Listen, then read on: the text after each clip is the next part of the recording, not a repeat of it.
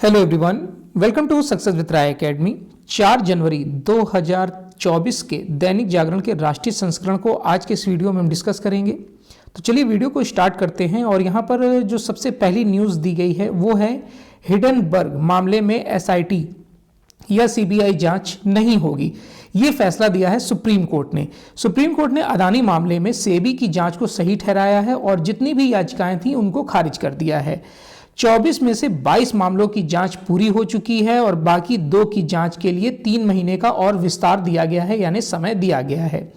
Hindenburg report की वजह से घरेलू निवेशकों को हुए नुकसान की भी जांच का इसमें निर्देश दिया गया है। सबसे पहले हम ये जान लेते हैं कि ये मामला क्या है। देखिए, एक हिडनबर्ग रिसर्च वित्तीय शोध वाली एक कंपनी है जो इक्विटी, क्रेडिट और डेरिवेटिव मार्केट के आंकड़ों का विश्लेषण करती है। अगर हम हिडनबर्ग की बात करें तो इसकी स्थापना 2017 में नॉर्थन एडरसन ने की थी। हिडनबर्ग रिसर्च हेड फंड का कारोबार भी करती है। इसे कॉरपोरेट जगत की गतिविधियों के बारे में खुलासा करने के लिए जाना जाता है। अब रिपोर्ट में था क्या ऐसा जो इतना हंगामा मचा था? तो हिडनबर्ग की रिपोर्ट जो है वो 25 जनवरी को सार्वजनिक की गई थी, जिसमें 32,000 शब्दों की एक रिपोर्ट थी। रिपोर्ट में ये निष्कर्ष निकला, 88 प्रश्नों को शामिल किया गया था और दावा किया गया था कि यह समूह दशकों से शेयरों के हेरफेर और अकाउंट की धोखाधड़ी में शामिल है। रिपोर्ट में यह भी कहा गया कि 3 साल में शेयरों की कीमत बढ़ने से अदानी समूह के संस्थापक गौतम अदानी की संपत्ति $1 अरब बढ़कर $120 अरब हो गई है। इस दौरान समूह की 7 कंपनियों के शेयर औसतन 819% बढ़े हैं। तो ये कुछ खुलासे किए गए थे कि जो हेर फेर की जा रही है उसकी वजह से ही अदानी समूह इतना फल फूल रहा है।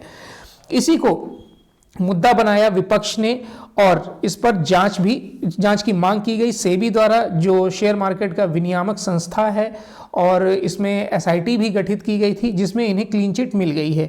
इसके साथ ही शीर्ष कोर्ट ने और क्या क्या कहा है कि विधायिका द्वारा अधिकृत सेबी के कानून बनाने के नियामक क्षेत्र में प्रवेश करने की अदालत की शक्ति सीमित थी। उचित मामले में इस अदालत के पास अधिकृत एजेंसी द्वारा की जा रही जांच को एसआईटी या सीबीआई को स्थानांतरित करने की शक्ति थी, जिसे उसने किया। अदालत द्वारा नियुक्त विशेषज्ञ समिति के कुछ सदस्यों के विरुद्ध लगाए गए हितों के टकराव के आरोप निराधार हैं और खारिज किए जाते हैं, यानी कि एक तरफा फैसले जो लिए रहे थे ऐसा बोला जा रहा था, उसको भी खारिज कर दिया है। विनियमों के वर्तमान स्वरूप तक पहुंचने के लिए अपनाई गई प्रक्रिया अनियमित या अवैध नहीं है। जो रूल एंड रेगुलेशन है सेबी के, उसी तरीके से जांच इसमें की गई है। अदालत ने सेबी की जांच के नतीजों में हस्तक्षेप नहीं किया है और नियामक को अपनी जांच को कानून के अनुसार तार्किक निष्कर्ष तक ले जाना चाहिए, यह भी बात उन्होंने इसमें बोली है। तो इसके बाद अदानी हिडनबर्ग से जुड़े जो 24 मामले थे उसमें से 22 की रिपोर्ट आ गई है, जिसमें इनको क्लीन चिट मिल गई है और बाकी में भी इनको क्लीन चिट लगभग मिलना तय है। तो आपको हिडनबर्ग मामला क्या था ये समझ में आ गया होगा और आज शेयर मार्केट बढ़ने की पूरी उम्मीद इसमें जताई जा सकती है। नेक्स्ट न्यूज पर आते हैं कि इंडिया ने मंदिरों व त्योहारों को लूट का जरिया बनाया है। यह स्टेटमेंट दिया है प्रधानमंत्री नरेंद्र मोदी ने। प्रधानमंत्री मोदी ने जो विपक्ष का गठबंधन तैयार हुआ है INDIA, उसने किस तरीके से लोगों की आस्थाओं को ठेस पहुंचाया है उस पर कोट किया है। विकसित भारत के लिए नारी शक्ति को उन्होंने सबसे अहम और बड़ी गारंटी बताया है जिस पर मोदी सरकार आगे बढ़ रही है, ये भी उन्होंने उल्लेख किया है। मोदी के साथ स्त्री शक्ति शीर्षक से त्रिचूर में आयोजित भाजपा के एक सम्मेलन में बुधवार को प्रधानमंत्री मोदी ने कहा कि सबरीमाला में दिसंबर में श्रद्धालुओं की तादाद बढ़ने से अव्यवस्था फैल गई थी। यह दुर्भाग्यपूर्ण घटना राज्य सरकार की अक्षमता को दर्शाती है, यानी कि केरल राज्य की अक्षमता को दर्शाती है। उन्होंने कहा कि इस विपक्षी गठबंधन को केरल में लूटपाट की पूरी आज़ादी चाहिए। देश में आज विशाल सड़कें, आधुनिक एयरपोर्ट बन रहे हैं, लेकिन INDIA की सरकारें अपने यहाँ कोई काम नहीं होने देना चाहती हैं क्योंकि वह मोदी का विरोध कर रही हैं। केंद्र सरकार की योजनाओं के लिए जो धन भेजा जाता है, यानी कि केंद्र सरकार की जो योजनाओं के लिए धन भेजा जाता है उन्हें वह लागू करने से बचते हैं ताकि कहीं हमारा नाम ना हो जाए, देश का कहीं विकास ना हो जाए। महिला शक्ति को कमतर आंकना अभी तक की विपक्षी पार्टियों की एक मुहिम टाइप की थी। ना तो वो महिलाओं को सशक्त बनाना चाहते थे, ना उन्हें आरक्षण दे रहे थे। वर्तमान सरकार ने ये भी कार्य किया है। लोकसभा में 33% आरक्षण के बिल को भी हमारी ही सरकार ने पारित किया है। ये सब बातें प्रधानमंत्री नरेंद्र मोदी ने अपने भाषण में बोली थी। नेक्स्ट न्यूज़ पर आते हैं कि झारखंड के सीएम हेमंत सोरेन के कारोबारी के ठिकाने पर ईडी के छापे पड़े हैं और अवैध खनन और मनी लॉन्ड्रिंग से जुड़े मामले में झारखंड और राजस्थान में ईडी ने ये कार्रवाई की है। झारखंड के साहिबगंज में 1000 करोड़ से अधिक के अवैध पत्थर खनन से ये मामला जुड़ा हुआ है और ईडी ने इसमें बुधवार को सुबह 1000 करोड़ रुपए के अवैध पत्थर खनन मामले में झारखंड और राजस्थान में छापेमारी की है। झारखंड में यह छापेमारी मुख्यमंत्री हेमंत सोरेन के प्रेस सलाहकार अभिषेक प्रसाद के रांची स्थित आवास के अलावा अन्य ठिकानों पर हुई है। ईडी को साहिबगंज के डीसी राम निवास यादव के राजस्थान के जयपुर जिले में पैतृक आवास से भी भारी मात्रा में जमीन की खरीद बिक्री में निवेश की जानकारी मिली है। साहिबगंज के उपायुक्त के आवास से 8 लाख रुपए भी बरामद किए गए हैं। तो झारखंड के बारे में थोड़ा सा जान लीजिए कि झारखंड राज्य का जो गठन है वो एनडीए ही गवर्नमेंट में हुआ था सन 2000 में। 15 नवंबर को झारखंड राज्य भारत का 28वां राज्य बना था और राज्य की गतिविधियां मुख्य रूप से राजधानी रांची और जमशेदपुर, धनबाद और बोकारो जैसे औद्योगिक केंद्रों में सबसे ज़्यादा प्रभावित होती हैं। यानी इसलिए भी एक राज्य बनाया गया था ताकि जो विकास है वो पूरी मात्रा में हो सके। जैसे कि जमशेदपुर, धनबाद, बोकारो ये सब औद्योगिक क्षेत्र माने जाते हैं झारखंड के। और इसको पहले मुगल काल के दौरान इसे कुकरा नाम से जाना जाता था। कुकरा नाम से इसे जाना जाता था। झारखंड की अगर हम सीमा की बात करें इस राज्य की, तो इसकी सीमा जो है वो बिहार से लगती है, उत्तर प्रदेश से लगती है, छत्तीसगढ़, उड़ीसा, पश्चिम बंगाल और इतने ही राज्यों से इसकी लगती है। यानी कि 5 राज्यों से इसकी सीमा लगती है। इसकी कैपिटल की बात करें तो रांची है और मुख्यमंत्री हेमंत सोरेन है, जो कि अब ईडी की जांच में 6 सम्मन को ये नकार चुके हैं। ईडी ने 6 बार इन्हें सम्मन भेजा है, लेकिन उसको वो नकारते जा रहे हैं। इस पर ईडी ने इन्हीं से पूछा कि आप समय और स्थान बता दीजिए, उस हिसाब से हम पूछताछ करेंगे। तो अब ये तैयार हैं पूछताछ के लिए और ऐसा कयास भी लगाए जा रहे हैं कि ये गिरफ्तार भी हो सकते हैं। तो इसलिए इन्होंने कल्पना सोरेन जो इनकी वाइफ हैं उनको मुख्यमंत्री बनाने की राह तलाश रहे हैं ये। चलिए नेक्स्ट न्यूज़ पर आते हैं कि पंजाब में कैदियों को फोन करने देने पर 7 अधिकारियों को इसमें गिरफ्तार किया गया है। देखिए, फिरोजपुर जेल में 43,000 कॉल किए जाने की कार्रवाई सामने आई है। मतलब बहुत अधिक कॉल की गई हैं। जो आरोपी हैं उसमें 2 तो रिटायर हो गए हैं और 2 सेवा में हैं और 5 रिटायर हो गए हैं। 7 लोग को आरोपी जो बनाया गया है। कैदियों से मोबाइल मिलने पर भी इन्होंने कोई कार्रवाई नहीं की गई थी, यानी कि इनकी संलिप्तता उसमें कहीं ना कहीं अवश्य थी। और ये पाकिस्तान सीमा से सटा जो पंजाब का फिरोजपुर है उसमें केंद्रीय जेल से 4 वर्ष में 2 अलग अलग समयावधि में मोबाइलों से 43,000 कॉल किए गए हैं। तो अब पहले तो ये जांच की जा रही है कि ये कॉल किसको की गई हैं, इंडिया में ही की गई हैं या उससे बाहर यानी कि पाकिस्तान में भी की गई हैं। 2 तस्करों सहित 4 अन्य लोगों को इसमें गिरफ्तार भी किया गया है। गिरफ्तार जेल अधिकारियों की पहचान जैसे सहायक अधीक्षक गुरतेज सिंह के नाम से की गई है और भी लोगों को इसमें इनके नाम दिए गए हैं। और ये मतलब मेन जो ये किया जा रहा है कि कहीं ऐसा तो नहीं है कि इन्होंने पाकिस्तान में कॉल की हो आतंकवाद को बढ़ावा देने के लिए या फिर तस्करी से संबंधित या फिर अपहरण से संबंधित ये कॉल की गई हो। नेक्स्ट है, ईडी के सामने तीसरी बार पेश नहीं हुए अरविंद केजरीवाल।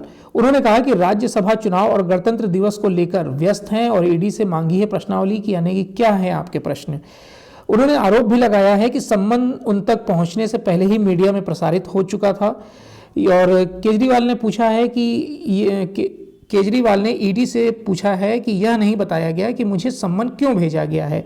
क्या यह सिर्फ परेशान करने के लिए भेजा गया है? नोटिस में यह भी स्पष्ट नहीं है कि मुझे किस रूप में बुलाया जा रहा है। गवाह के तौर पर बुलाया जा रहा है, संदिग्ध के तौर पर बुलाया जा रहा है या फिर दिल्ली के मुख्यमंत्री या आपके संयोजक के रूप में बुलाया जा रहा है। आबकारी घोटाले में पूछताछ के लिए दिल्ली के मुख्यमंत्री अरविंद केजरीवाल तीसरी बार भी ईडी के सामने पेश नहीं हुए हैं। उन्होंने जांच एजेंसियों को लिखे पत्र में सम्मन को अवैध बताया है। केजरीवाल ने ईडी से अपने पहले के पत्रों का जवाब देने के लिए भी कहा है।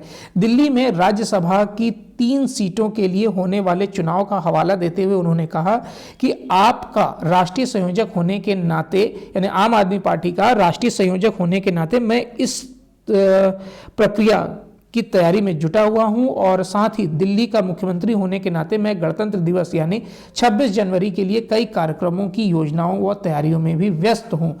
केजरीवाल ने 5 पेज के पत्र में ईडी पर जज, ज्यूरी और जल्लाद होने का आरोप भी लगाया है। नेक्स्ट न्यूज पर आते हैं कि हिट एंड रन का जोखिम बड़ा है और हादसे बड़े और मौतें भी बढ़ी हैं।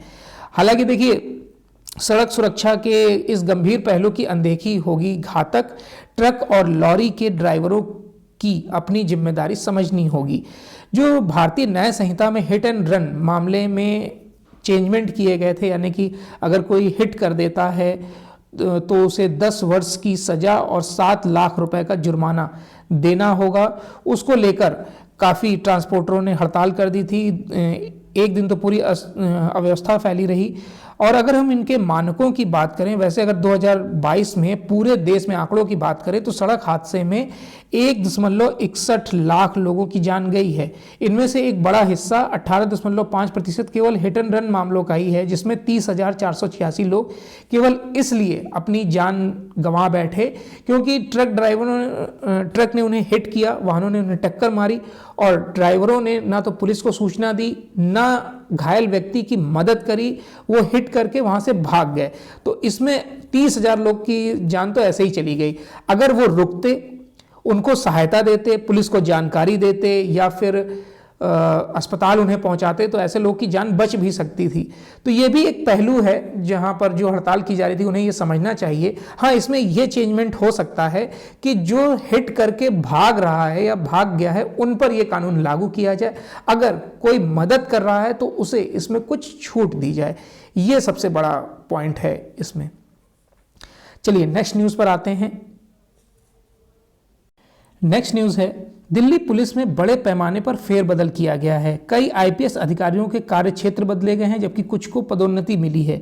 पदोन्नत हुए 2 आईपीएस को मिली है रेंज की जिम्मेदारी, 3 मौजूदा पदों पर ही कार्य करेंगे और लोकसभा चुनाव से पहले नहीं बदलेंगे कानून एवं व्यवस्था मामले के 2 विशेष आयुक्त। यानी कुछ लोगों का कोई भी ना तो पदोन्नति मिली है और ना ही उनके कार्य क्षेत्र को बदला गया है। दिल्ली पुलिस में मंगलवार को बड़े स्तर पर फेरबदल भी किया गया। कुछ आईपीएसओं की पदोन्नति की तो कई कार्य क्षेत्र बदले गए हैं। इस फेरबदल में कुछ के हाथ मायूसी भी लगी है। जैसा मैंने आपको बताया, सिक्योरिटी में तैनात संजय कुमार जैन को दक्षिण रेंज के संयुक्त आयुक्त की जिम्मेदारी सौंपी गई है। इनको रेंज की जिम्मेदारी मिलने पर महकमे में खूब चर्चा है। उत्तरी रेंज में तैनात विवेक किशोर को संयुक्त आयुक्त क्राइम ब्रांच की जिम्मेदारी सौंपी गई है। क्राइम ब्रांच में संयुक्त आयुक्त का पद खाली पड़ा था। नेक्स्ट न्यूज पर आते हैं।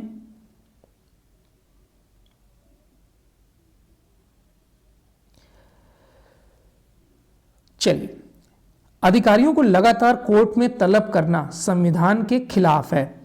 कोर्ट में तलब करने की शक्ति का कई बार इस्तेमाल सरकार पर दबाव बनाने के लिए भी किया जाता है और इसमें अधिकारियों को रूटीन में कोर्ट बुलाया नहीं जाना चाहिए। इलाहाबाद हाई कोर्ट के आदेश के संदर्भ में सुप्रीम कोर्ट का ये फैसला आया है। तो देखिए, सुप्रीम कोर्ट ने सरकारी अधिकारियों को नियमित रूप से बार बार तलब करने को लेकर देश भर की अदालतों को नसीहत देते हुए चेताया भी है। सुप्रीम कोर्ट ने कहा है कि अधिकारियों को रूटीन में कोर्ट नहीं बुलाया जाना चाहिए, बहुत ही सीमित परिस्थितियों में ही ऐसा किया जाना चाहिए। उच्च न्यायालयों को सरकार पर दबाव बनाने के लिए अवमानना के भय के तहत बार बार अधिकारियों को बुलाने की इजाजत नहीं होनी चाहिए। सुप्रीम कोर्ट ने हाई कोर्ट के सेवानिवृत्त मुख्य न्यायाधीश और अन्य सेवानिवृत्त न्यायाधीशों को घरेलू सहायकों से संबंधित वेतन भत्ते के नियमों के बारे में जारी आदेशों को गलत ठहराया है। दोनों आदेशों में हाई कोर्ट ने चीफ जस्टिस द्वारा बनाए गए नियमों को नोटिफाई नहीं किए जाने पर अधिकारियों को अदालत में तलब कर लिया था और आपराधिक अवमानना शुरू करते हुए उन्हें हिरासत में भेजने का आदेश दे दिया था, जिस पर बाद में सुप्रीम कोर्ट ने रोक लगा दी थी। इसमें जो अधिकारियों को तलब करने के बारे में जारी एसओपी में क्या क्या बातें की गई हैं वो हम बताते हैं। एसओपी यानी कि मानक संचालन प्रक्रिया। इसमें ये एसओपी सभी मुकदमों में जिसमें सरकार द्वारा पक्षकार है सुप्रीम कोर्ट, हाई कोर्ट और देश भर की अदालतें लागू होंगी। लंबित विवादों में अधिकारी की पेशी मुकदमे की प्रकृति पर निर्भर करेगी। मोटे तौर पर साक्ष्य के लिए पेशी या समरी प्रोसीडिंग में है, लेकिन यहाँ किसी ऐसे मामले की सुनवाई हो रही है जो सरकार के खिलाफ नहीं है, तो उन मामलों में अधिकारियों को जटिल नीतियों को समझने के लिए नहीं बुलाया जा सकता है। किसी भी मामले में हलफनामा या दस्तावेज के जरिए बात बताई जा सकती है। अधिकारी की पेशी जरूरी नहीं है, उसे रूटीन में पेश होने का आदेश नहीं दिया जाना चाहिए। सरकारी अधिकारी को तलब किया जाता है जब कोर्ट को प्रथम दृष्टया ये लगे कि कोई विशेष सूचना नहीं दी गई है, तब उसे यानी कि उसे जानबूझकर छुपाया जा रहा है, तब उसे बुलाया जा सकता है। अदालत को किसी अधिकारी को सिर्फ इस आधार पर नहीं तलब किया जाना चाहिए क्योंकि हलफनामे में दिया गया नजरिया अदालत के नजरिए से भिन्न है। तो इसलिए भी ये नहीं है कि मेरी थिंकिंग आपकी थिंकिंग से मैच नहीं कर रही है तो आपने अधिकारी को बुला लिया। तो इन सब बातों पर रोक लगाने को सुप्रीम कोर्ट ने बोला है। नेक्स्ट न्यूज पर आते हैं। 31 मई तक दे सकेंगे अधिक पेंशन का विकल्प चुनने वालों का विवरण। देखिए, अधिक पेंशन का विकल्प चुनने वाले कर्मचारियों से जुड़े वेतन विवरण को नियोक्ता अपने डाटाबेस में 31 मई तक अपलोड कर सकेंगे। इससे पहले वेतन विवरण अपलोड करने की जो समय सीमा है वो 31 दिसंबर 2022 थी। विकल्प संयुक्त विकल्प के सत्यापन के लिए 3.6 लाख से अधिक आवेदन अभी भी नियोक्ताओं के पास लंबित पड़े हुए हैं। नेक्स्ट है कि रणधीर जायसवाल ने संभाला विदेश मंत्रालय के प्रवक्ता का कार्यभार। अभी तक अरिंदम बागची इसमें प्रवक्ता थे। वरिष्ठ राजनयिक रणधीर जायसवाल ने अरिंदम बागची के स्थान पर विदेश मंत्रालय के नए प्रवक्ता के रूप में बुधवार को कार्यभार संभाल लिया है। बागची को जिनेवा में, यानी कि जो अभी तक प्रवक्ता थे, उन्हें जिनेवा में संयुक्त राष्ट्र और अन्य अंतर्राष्ट्रीय संगठनों में भारत का स्थायी प्रतिनिधि नियुक्त किया गया है। बिहार निवासी 1998 बैच के आईएफएस अधिकारी जायसवाल अपनी पिछली तैनाती में न्यूयॉर्क में भारत के महावाणिज्य दूत के रूप में कार्यरत थे। 2 दशकों से अधिक की सेवा में जायसवाल ने क्यूबा, दक्षिण अफ्रीका, पुर्तगाल और न्यूयॉर्क स्थित संयुक्त राष्ट्र में भारत के स्थायी मिशन में सेवाएं दी हैं। लक्षद्वीप छोटा लेकिन लोगों का दिल बड़ा है, स्टेटमेंट दिया है प्रधानमंत्री नरेंद्र मोदी ने। और केंद्र शासित प्रदेश में उन्होंने 1150 करोड़ रुपए की तकनीक, ऊर्जा, जल संसाधन, स्वास्थ्य और शिक्षा क्षेत्र में विभिन्न परियोजनाओं की आधारशिला रखी। उन्होंने ये भी बोला कि द्वीप समूह जो है वो भले ही छोटा है लेकिन यहाँ के लोगों का दिल बड़ा है। नेक्स्ट है, जेलों में जाति के आधार पर भेदभाव के आरोप पर केंद्र और 11 राज्यों को नोटिस। देखिए, महाराष्ट्र की सुकन्या सांता की जनहित याचिका पर सुप्रीम कोर्ट में सुनवाई हुई है और 11 राज्यों की जेल नियमावली में जाति आधारित भेदभाव को बढ़ावा देने का इसमें आरोप लगाया गया है। एक जनहित याचिका में कहा गया कि उत्तर प्रदेश, बंगाल सहित 11 राज्यों की जेल नियमावली कारागार में जाति के आधार पर भेदभाव को बढ़ावा देती है। प्रधान न्यायाधीश डीवाई चंद्रचूड़, जस्टिस जेबी पार्नीवाला और जस्टिस मनोज मिश्रा की पीठ ने वरिष्ठ अधिवक्ता एस मुरलीधर के उस प्रतिवेदन पर गौर किया कि इन 11 राज्यों की जो जेल नियमावली है अपनी जेल के भीतर कार्य के बंटवारे में भेदभाव करती है। जाति के आधार पर कैदियों को रखा जाना तय होता है। इस मामले में उत्तर प्रदेश, बंगाल के अलावा मध्य प्रदेश, आंध्र प्रदेश, तेलंगाना, पंजाब, उड़ीसा, झारखंड, केरल, तमिलनाडु और महाराष्ट्र जैसे राज्य शामिल हैं। चलिए नेक्स्ट न्यूज पर आते हैं कि द्विपक्षीय संबंधों को लेकर जयशंकर ने यूक्रेन के विदेश मंत्री से की है बात। दोनों नेताओं के बीच यूक्रेन में चल रहे संघर्ष पर बातचीत हुई है। रूस ने 12 यूक्रेनी मिसाइलों को मार गिराने का दावा किया है। देखिए, विदेश मंत्री एस जयशंकर 25 से 29 दिसंबर तक रूस की यात्रा पर थे, 5 दिवसीय यात्रा पर थे और उसके बाद विदेश मंत्री एस जयशंकर ने बुधवार को अपने यूक्रेन के समकक्ष दिमित्रो कुलेवा के साथ बातचीत भी की है। और उन्होंने किस तरीके से द्विपक्षीय संबंधों को बढ़ाया जा सकता है इस मुद्दे पर बातचीत की है। और अभी इस पर कोई फैसला नहीं हुआ है क्योंकि जो भारत है वो रूस के ज़्यादा करीब माना जाता है। रूस दौरे के दौरान विदेश मंत्री जयशंकर वहाँ के विदेश मंत्री सर्गेई लावरोव से व्यापक चर्चा उन्होंने की थी और राष्ट्रपति व्लादिमीर पुतिन से मुलाकात की थी। कुलेबा ने कहा कि उन्होंने अपने भारतीय समकक्ष को शांति के फार्मूले और नेताओं के वैश्विक शांति शिखर सम्मेलन के लिए यूक्रेन की योजनाओं से अवगत कराया है। 12 यूक्रेनी मिसाइलों को मार गिराने का दावा कल न्यूज़ में भी किया गया। 22 महीने के युद्ध के बावजूद रूस में जीवन सामान्य रूप से चल रहा है, ऐसी बात विदेश मंत्री सर्गेई लावरोव ने इसमें कही है।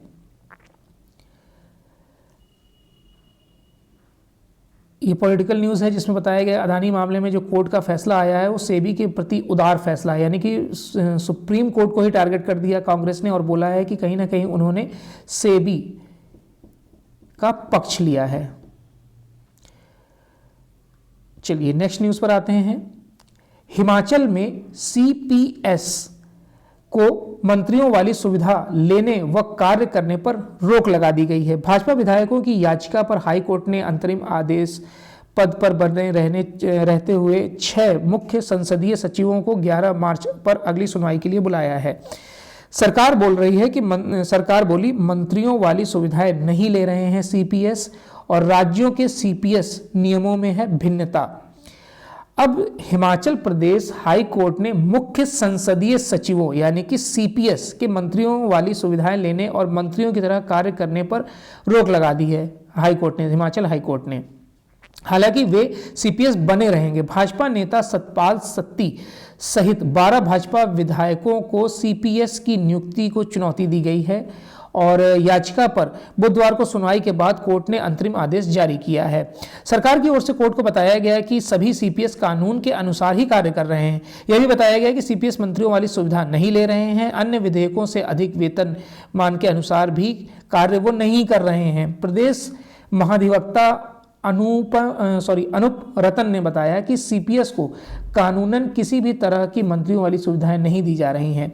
अब सीपीएस को मिलने वाली सुविधाएं क्या हैं, अगर उसकी बात करें तो हिमाचल सरकार के मुख्य संसदीय सचिवों को विधायकों से 10,000 रुपये अधिक वेतन दिया जाता है। सीपीएस विभागों से वाहन लेकर उपयोग कर सकते हैं और सीपीएस के वाहनों के आगे पुलिस पायलट चलती है। सीपीएस फाइलों पर सिर्फ नोटिंग करते हैं लेकिन अंतिम निर्णय मंत्री ही लेते हैं। इन्हें सरकार की ओर से कोठी भी मिलती है। शेष सुविधाओं की विस्तृत जानकारी न्यायालय या आदेश आने के बाद सामने आएगी। चलिए नेक्स्ट न्यूज़ पर आते हैं। नेक्स्ट न्यूज़ है एडिटोरियल पेज से। एडिटोरियल पेज में पहला आर्टिकल है कांग्रेस के लिए कारगर नहीं गठबंधन। देखिए, जिन दलों ने कांग्रेस की राजनीतिक जमीन छीन ली उनसे मुकाबले के बजाय वह इंडिया के जरिए उन्हीं पर आश्रित होने जा रहा है। इसी पर यह आर्टिकल लिखा गया है और यह आर्टिकल लिखा है लेखक हैं centre for the study of society and politics के निदेशक राजनीतिक विश्लेषक भी हैं डॉक्टर AK वर्मा। तो इसमें कांग्रेस की कमियों के बारे में बताया जा रहा है, कांग्रेस किस तरीके से मुहाने पर आ गई है और अब उसे दूसरी जो क्षेत्रीय पार्टियां हैं उनका सहारा लेना पड़ रहा है, उस बात को यहाँ पर कोट किया गया है। तो इसको हम डिस्कस नहीं करेंगे। हाँ, इस आर्टिकल को डिस्कस कर लेते हैं क्योंकि इसमें आंकड़े दिए हुए हैं कि आत्मनिर्भर भारत में बाधक बदहाल कृषि, और जब जीडीपी में कृषि का योगदान 25% से अधिक बढ़ेगा तभी जाकर आत्मनिर्भर भारत का सपना पूरा होगा। ये कैसे बढ़ेगा और इससे पहले स्थिति क्या थी, इन्हीं सब बातों का यहाँ पर विश्लेषण जदयू के महासचिव एवं पूर्व सांसद केसी त्यागी द्वारा किया गया है। तो देखिए, इसमें बताया गया है कि आज जब देश को आत्मनिर्भर बनाने का सपना देखा जा रहा है तब इसके जतन किए जाने की आवश्यकता है। कृषि क्षेत्र का उत्थान हो, ये सबसे बड़ी मांग है। हमारी कृषि प्रधान अर्थव्यवस्था ने पिछले कुछ दशकों में अपनी आर्थिक संरचना में महत्वपूर्ण परिवर्तन देखा है। अगर यहाँ आंकड़ों की बात करें तो सकल घरेलू उत्पाद यानी कि जीडीपी में कृषि की हिस्सेदारी 1947 में 60% से घटकर वित्त वर्ष 22-23 में 15% हो जाना एक गहन बदलाव का सूचक है। अगर हम बात करें मैन्युफैक्चरिंग और सेवा क्षेत्रों का योगदान तेजी से बढ़ा है अर्थव्यवस्था में, जबकि कृषि के योगदान में भारी गिरावट देखने को मिल रही है। वित्त वर्ष 2005 और 6 में जहां यह दर 5.8% थी कृषि क्षेत्र की, वहीं पर 14-15 में यह 2% रह गई है, जो गिरावट की दर है।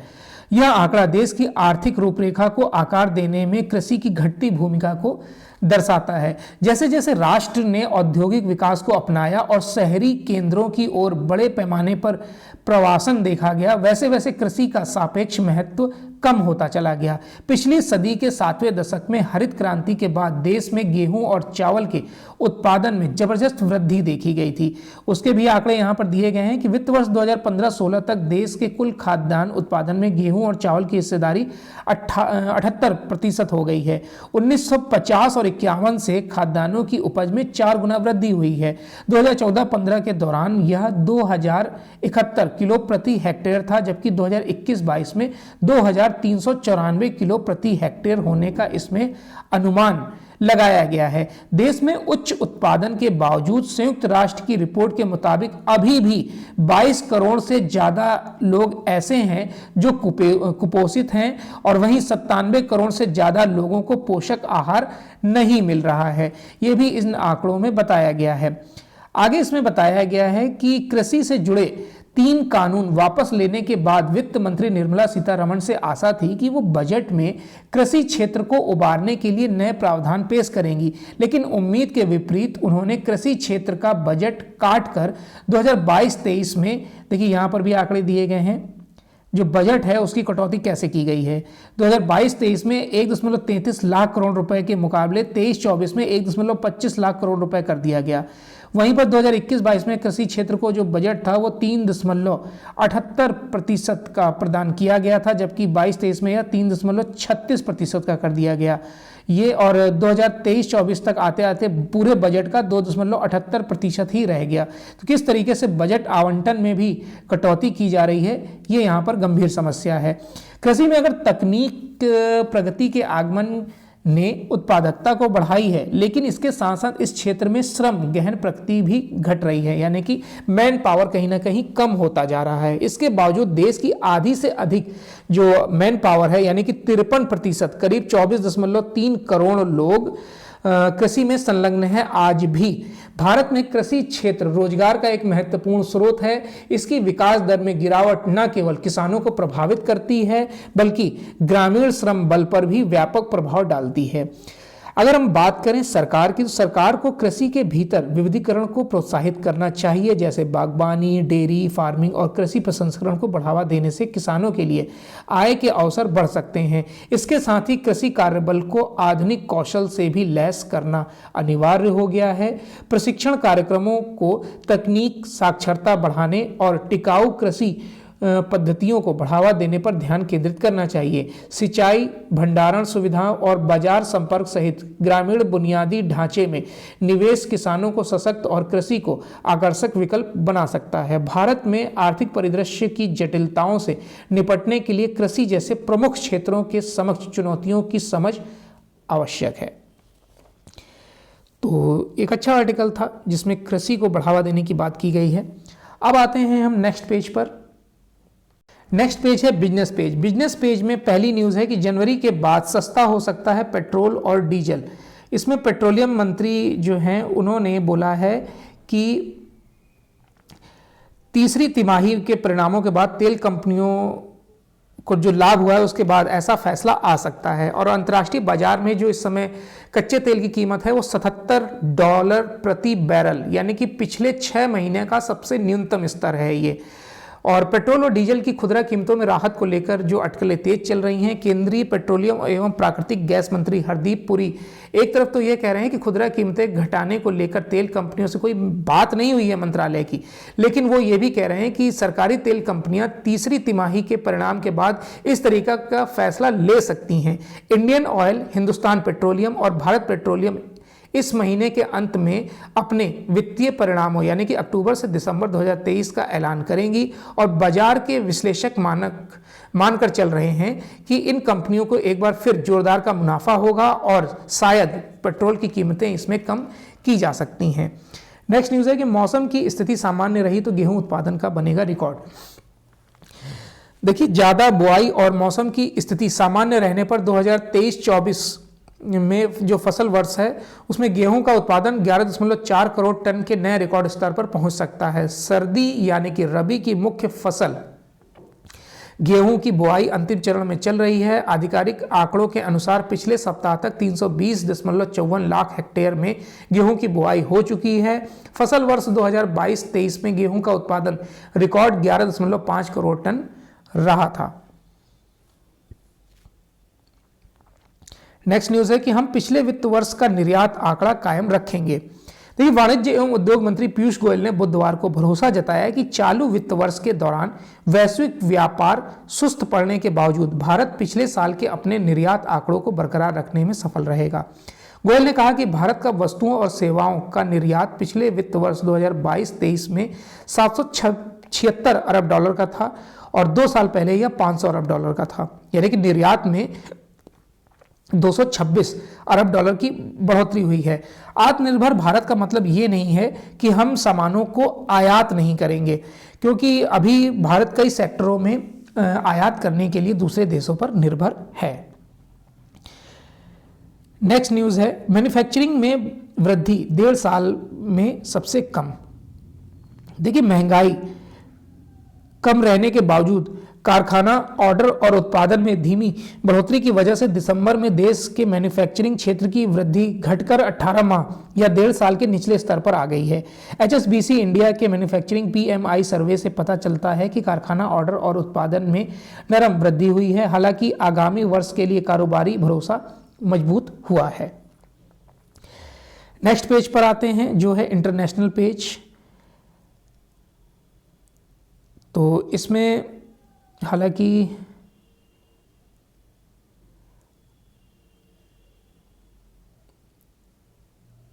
जिस तरीके से पाकिस्तान में पैर जमाने की कोशिश कर रहा है इस्लामिक स्टेट, वो दूसरे पड़ोसी राष्ट्रों के लिए खतरनाक पहल मानी जा सकती है। और ठंड व बारिश से जापान के भूकंप पीड़ितों की मुसीबत और बढ़ गई है। वहाँ पर लगातार आपने देखा होगा, कल भी हमने डिस्कस किया था कि जो भूकंप है वो 21 से 25 बार भूकंप आया है कुछ ही देर में। तो कई इमारतें गिरी हैं, 73 लोग इसमें अपनी जान गंवा चुके हैं और अब तक आ रहे झटके, टूटी सड़कों से सुदूर इलाकों में पहुंचना भी मुश्किल हो गया, यानी कि लगातार सुनामी की भी चेतावनी दी गई थी।